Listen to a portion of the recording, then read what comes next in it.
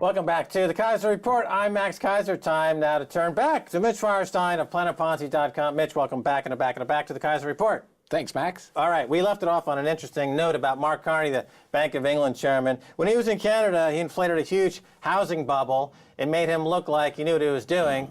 They hired him over here by George Osborne to run the Bank of England, but now his legacy is that in Canada, the big housing bubble he blew up is now crashing, right? Yeah, I mean, look at oil prices have collapsed, the currency's collapsing, and there's not really demand for property here. The same thing is going to happen here. I mean, they've overbuilt property here. I believe, Max, that the property bubble in the UK collapsed. It already started popping and deflating last year, probably in Q3 of last year, and we're still seeing the beginnings of a collapse, which is going to bankrupt the banks, and I don't know how they're going to bail them out. You know, it's going to be a very difficult time. Well, either they let the bond market collapse or they're going to print money and create hyperinflation. Those are the two outcomes. Now, of course, Mitch Feierstein, we can't have you on without some charts. What's this unemployment chart say? We've got two unemployment charts. The first one's the U3, which is a whale of a lie.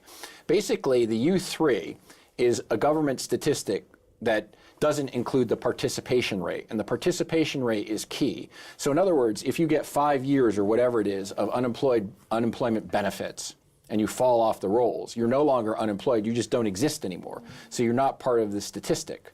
So really, it's nothing but a tool for the propagandists and the government and Bernanke and Yellen to say we've reached full employment. Now, the key is, if we've really had full employment, then why would we need zero interest rate policy or negative interest rate policy? We wouldn't, and we wouldn't need these emergency measures. Now let's look at the second chart from 1977 to 2015. We have the labor participation rate. Look at this. It hasn't been this bad since Jimmy Carter was president. Basically, the unemployment numbers are job to give people an impression that things are better than they are and to talk it up. Most of the employment has come in part-time, temporary, low-pay work, and people, the savers that have been forced to work, who were supposed to be in their golden years and retiring, now have to work at Walmart for minimum wage. Right, so when people talk about employment or unemployment, they use a very broad statistical measure that always favors what you hear coming out of government offices. If you dig down a little bit and you look at some of these other, the way the statistics are actually captured, instead of the U3, you look at the U6, or right. You look at these other different charts, you get a much cleaner look and view into, it's like a microscope with a lot more power. You get a lot more view. So you're looking at things with a much more powerful view. Right, that's correct. And you're seeing more of the truth, which is that the labor participation rate, the number of people that are actually in the labor force, it hasn't been this bad since Jimmy Carter. Let's move on to another chart, the NASDAQ. Which is like the Dow Jones Industrial Average, except it's mostly high-tech stocks and smaller cap stocks. The NASDAQ index is where Apple computer trades, et cetera. What do we see here? Well, if you look at what happened in the NASDAQ, that was the dot-com bubble that exploded with Alan Greenspan being at the helm of the Fed. And at that point in time, Mattel purchased the company for $3.5 billion that they sold a year later for $27 million. You can see that the high on this chart was 5,132. That's when Pets.com, the sock puppet, was on every TV channel. The company never made any money. They lost a fortune. It went down from 5,000 and collapsed for years and years and years. We haven't even gotten back to the level, that 5,000 level, yet to this point in time. Now, that was irrational exuberance. The bubbles that were created back in 2000 and 2001 now are bigger, because back in 2000, the only market that was the biggest bubble on the planet was the NASDAQ. Now you have every global stock market and every global bond market and the property market that are all bubblicious. So when it explodes, it's going to get really, really ugly. Well, I mean, I would add that in the NASDAQ index is Apple Computer, which is now over $700 billion in size, heading to $1 trillion in size. If you took that one company out, which is almost a third the size of the British GDP, just that one U.S. company, you'd see, I think, a more representational picture of what's happening in the market. But you do have this behemoth, Apple Computer, that is on a tear. It's doing extraordinarily well. At what point competition comes in to eat at their margins, we'll see. Well, Apple is the only stock that's been holding up, or one of the only stocks. You can see a huge divergence in all of the different indices. But they're using S&P 500, the Dow. Using easy money from the Fed to buy back their own stock. So that it creates a distorted stock price, and it's not representational of really of what their franchise is worth. I want to move on. Let's talk about gold. That's the most important chart that you can ever see in your life. This chart that you're seeing right now, gold from 2000 to 2015. Now, I made a bet with some lawyer who represents his biggest client, begins with a G, the first word, second begins with an S. Okay. 100 pounds, that gold outperformed the NASDAQ. Gold from 2000 to 2015, as you can see in this chart, was up a whopping 370%. This is a chart you will never see on CNBC because it doesn't help the narrative. Gold, bad. Fiat currency, good.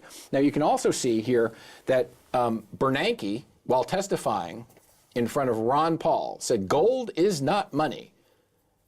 Now, we had Alan Greenspan, Dr. Alan Greenspan, that came out last year that said gold is a currency, probably one of the best currencies in the world, better than any fiat, including the US dollar. So now this is telling you something, and it should tell everybody who's watching this program, you need to own gold, and you need to own silver, and you need to own physical gold and physical silver. And you want to hold it somewhere that the government can't take it away, like in 1933. Yeah, well, look, I mean, as far as gold, you have to understand that we're talking about gold priced in dollars, and even priced in dollars, it's outperformed the NASDAQ.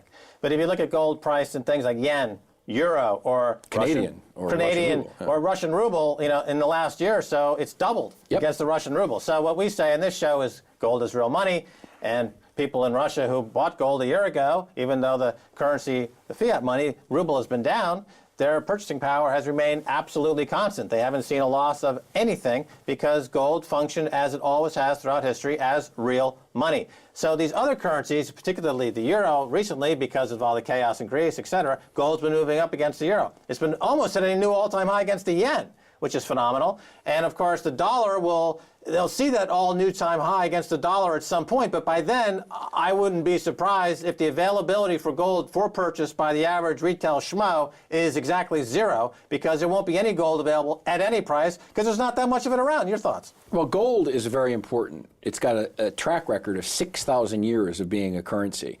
So I don't care what anybody tells you, you need to have gold in your portfolio. I mean, it is a safe haven. And I wrote in Planet Ponzi, my Russian version, and in my Chinese version 2 years ago or 3 years ago, that one of these countries, either China, Russia, or the BRIC nations, are going to come up with a currency that's based in gold. I still hold that view that somebody's going to go back on a gold standard. And now if China were to do it, think about what's happened in China now. From 2000 to 2015, Max, they've spent $28 trillion that they've printed.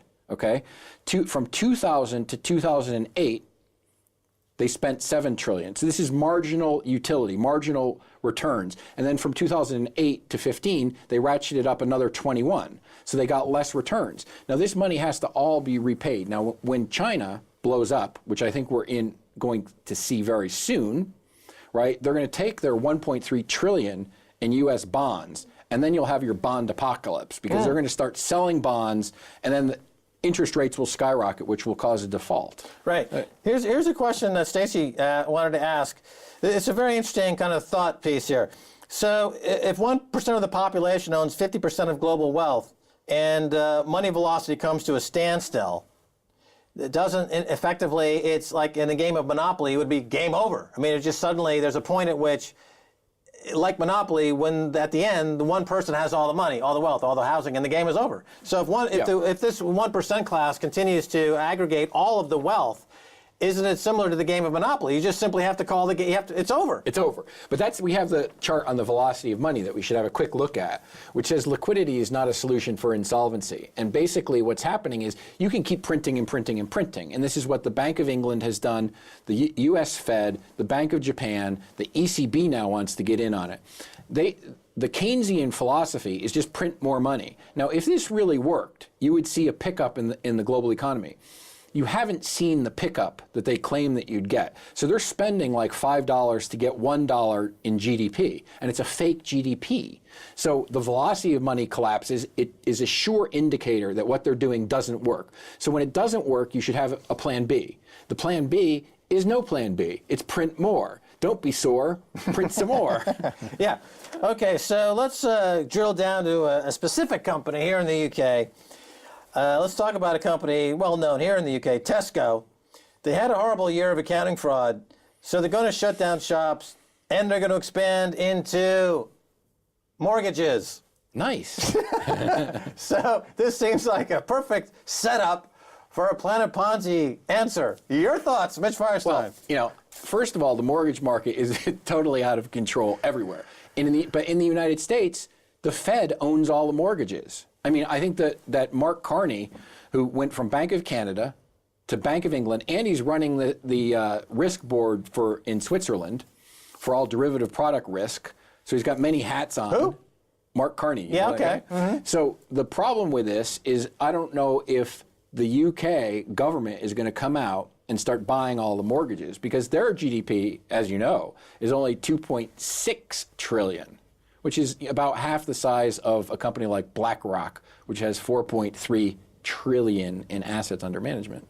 Yeah, so like the Fed, the Bank of England will ultimately have to come in and buy those mortgages. From Tesco. Yeah. From Tesco for dodgy properties. So will they say, aisle 7, we're having a mortgage special next to your eggs and next to your butter? Every little bit helps. I guess. Every little mortgage helps. There you go. Tesco, you know. You got Show a little love. You got to get a little love. All right, so the UK general elections of 2015 are heating up, and so is the propaganda.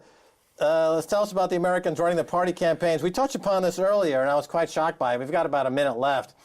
So it seems like discredited or bankrupt or sleazy or dodgy corporations, whether it's the folks trying to take over the New Era estate over in East London, you know, they were thrown out of America and they came here. Now you've got some old spin doctors from a couple of elections ago, can't get any jobs in America anymore, so they hire them over here. Well, no, it's funny because it's Jim Messina and David Axelrod you're talking about, and the Tories and the Labour had hired both of them to come over, one against the other. So both of them worked on Obama's campaign, and now they're heads up against each other. They're generating fees. So instead of going into banking, people should come out and do that because propaganda is the new art form. It's the new black, I think. Well, propaganda has replaced price discovery. Yeah, but you know, if you look at, I mean, that's a profound statement. Right. I just don't want it to go unrecognized by Mitch Feierstein as being one of the most profound statements I've ever made on this show in the last 10 seconds that we have. I absolutely agree with you. But look at can you trust the media? You've got, you know. Only this show. I only trust this show. This is the best show. We deal in the truth. Unlike those other networks that peddle fraud. Absolutely. Brian Williams, is he coming on soon? Yeah, of course. He's got a new show on RT called The Big Lie. All right, so Mitch Feierstein, thanks so much for being on the Keiser Report. Thanks for having me.